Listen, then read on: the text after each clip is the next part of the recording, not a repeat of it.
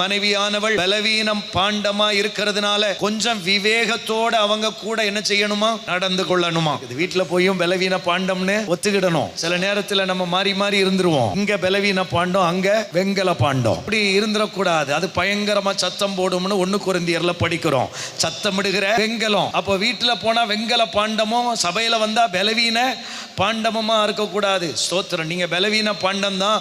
அதனால புருஷமார விவேகத்தோட கொஞ்சம் நீங்க வாழுங்க அப்படின்னு ஆண்டவர் சொல்லி இருக்கிறார். அப்போ புருஷமாருக்கு அந்த குடும்பத்தை நடத்துறதுக்கு என்ன தேவை இருக்குது? விவேகம் தேவை இருக்கு. அப்போ புருஷமார் காலையில் எழும்பி ஜெபிக்கச்சல என்ன ஜெபிக்கணும்? ஆண்டவரே, இன்னைக்கு என் மனைவியோட வாழ்வதற்கு எனக்கு விவேகம் தாரும். அல்லேலூயா.